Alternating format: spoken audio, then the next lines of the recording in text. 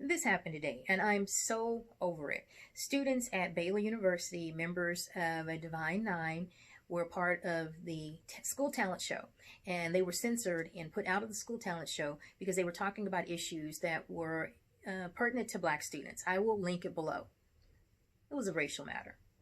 I posted about it and on Facebook to a lot of older black Greeks, and the general consensus, instead of supporting these young men, was that they should have gone to an HBCU. And I am so over it. Okay, so first of all, I want to have just an honest conversation for anyone that's trying to make a decision between going to a PWI, that's a new term, a public white institution, or an HBCU, which is a black college university. A lot of people don't understand the reason that in my generation that it's not that big of a deal about going to a black college, because there's this huge push now to get students to go to a black college, because there was a long time where ordinary black folks that weren't part of the ruck crowd weren't really invited to go to black universities. Now, if you don't know what I'm talking about, I'm going to link the book below. It's called Our Kind of People, and it talks about the elite class of black folks. And so you can get caught up on that yourself. Fortunately, I kind of grew up in the best of both worlds. My parents had been sharecroppers. They were both, came from very low income families. They came from large families, and they were able to come up as sharecroppers because there were so many children to do the work. And then my dad was a professional athlete, and then he started his own business. And so my parents had come from poverty, but we went to charm school, ballet, and debutante balls presented to society and all that good stuff. But my parents were never real comfortable with that. They could just afford that. But because I was living in a world where all the kids were doing it, I just kind of got with them, and my parents would just kind of go along. So for my generation, and I'm going to say that's people kind of in their 40s on up, it's not that big of a deal. So when we're hearing people pushing, saying go to send your kids to the black universities, because at this point in my life, I could have kids that are on their way to college. It wouldn't be that big of a concern to me. I just want them to go to college. I went to a PWI. I went to a white college. I'm from Texas, and when I moved to California, I learned that it's the South. We were just always in Texas. But I went to the university that came to my school and gave me a full academic scholarship. Now, I was a major red. I was a cheerleader all in the same year. I played violin. I played the clarinet. So I was very active. I was an honor roll student. I wanted to be a doctor. I had gone to segregated schools until I was a teenager. So in my town in the South, all of the black people lived in the same area, and we all went to the black schools, unless your parents drove you to a school that was on the other side of town. We called them white schools, right? And so from there, there were only probably about, I think there was one white girl in my school that I'd seen when I was a child. And then when I went to junior high, I went to across town to go to school for educational opportunity. And then I went to school with white kids, and it was complete culture shock to get there. And then in high school, I came back to my part of town and went to Dunbar. Well, there are a lot of Dunbars, but if you think of Dunbar, it was a black school. It was the first black school in my part of Texas. And when I went to that school, I want to share with you that we had some teachers that were black at the school that I learned years later that had gone to black colleges, never mentioned it to us. They never talked to any of us about it. We didn't know anything about it. And all except for one, their children didn't go to the black schools. They taught at the black schools, but their kids went across town to the white schools. And then it was always amazing to me. I never understood how a kid that never associated with any of the other black kids was going to Howard or going to Prairie View or going to a black college. I'm like, why are they going to a black? I never understood it until I read the book, Our Kind of People. And then I was able to understand it's because those of us who were the kids of sharecroppers, we weren't really welcome. And I know what you're going to say, because every time I try to have this real frank conversation, people say, well, no, my folks lived in a small town, Texas, and they went to the black college. But usually the black college was in the town. So you had a black college in town or one that was just up the street. The closest black college to my town in Texas was 12 hours away. And I can guarantee you that nobody from a HBCU, and this was the late 80s and the early 90s. And I can even speak for my older brothers and sisters who were in high school in the late 70s and all throughout the 80s, and my cousins.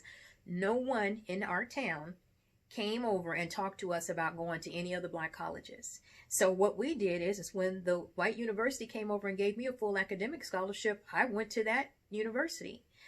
I know there are a lot of people who are trying to make a decision now about HBCUs because there's this big push. So what happened is that the regular sharecroppers kids just weren't getting invited to go or didn't know the importance of going. You know, you can say whatever you want to say, there is the reason why.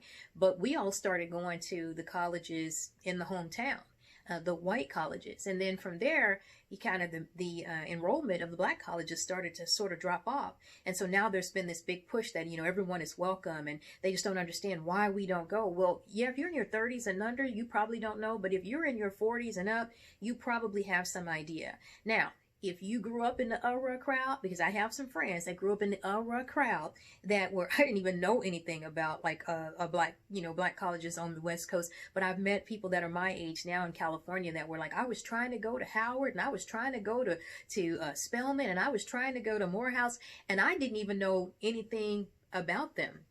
Didn't know anything about them. But they also grew up in the crowd or that circle, and so they were invited to go to it. You know, and let me just go even one step further. I wanted to be a doctor, and that's why I came back and went to the black high school because they had a medical program, and there was a doctor, a black doctor, who had gone to the school that had gone to a black college and became a doctor. Never came across the street and talked to us about being a doctor at all. And I changed my mind, fortunately, when I went to go visit the hospital and decided I didn't want to be a doctor and I became a broadcaster instead. But, you know, for people who are wondering why, you know, a lot of us are not pushing kids to go to black colleges, it's because we realized that you can get a good education anywhere. And at my PWI, there were opportunities that were afforded to me because there was less competition for me as a black person there. Now, you know, people say you go to an HBCU and all these doors are open and there are many things that you can do. But I know that there are a lot of things that I was able to do because there is something to be said about being outstanding and being different, being outstanding and being African American at a university in which there are not many African Americans, or not a very diverse university. So one of the other things that you need to think about too, if you're thinking about sending your kid to HBCU, or you are a student thinking about going to one, I want you to keep in mind some things that I have noticed. Plane tickets are expensive. Your kid, or you as a student, you're going to be traveling back and forth. Now, if you live somewhere and go to a college way on the other side of the country, which is where a lot of people a lot of students have to do, think about that $600 one-way plane ticket that you're going to have to buy at least 6 times a year. And if there are any emergencies that are at home, you're going to have to hop on a plane and fly however many hours to get home. So I want you to take that into account. One thing you might think about doing is, if you just really want to go to an HBCU, is, well, first of all, go anywhere they give you the scholarship.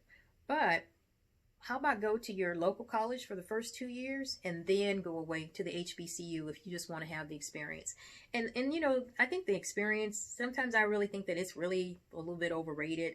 I know someone who went to an all white girls Catholic school, who was known to not even speak to black people. And several years ago, that young lady was the president of the student body at one of the universities. And then as I kind of began to talk and delve into it, you know, it just sounded like it was just a bunch of kids who had been the only black kid at their school that, you know, all kind of got together, and they go to these black universities and come back acting as if they are, you know, more African American because they went to school with a bunch of kids that didn't even go to school, didn't grow up around black people for 4 years. Okay, you can get experiences at PWIs. They have black student associations. Look at the Dear White People, how the black students there get together and associate. That's exactly what we did at my PWI. We had a Black Student Association. We had a number of organizations. We had Greek organizations that we could become a part of. And you can still get a great experience without having to spend a lot of money flying back and forth, out-of-state fees. And some kids are just not ready to go all the way across the country. Some of them do need to stay close at home. With that said, I just want to say that we need to support kids getting an education in any way that they can. I don't think we should try to guilt people into going to black universities or going to any university. And there's a lot of campaigns to give money to HBCUs. what I decided to do is my university gave me a full academic scholarship. I donated that money to a scholarship to the Black Student Association there, because guess what? Now we've got, what, 2 generations of families that have gone to that university, so there is some family history there. So though I'm so over people with this push with the HBCUs, I really respect people who have attended them. I think that they're great to have, but I don't think that we need to be guilting or pushing children and making them feel they have to do that or have to go in order to have a real, authentic Black experience.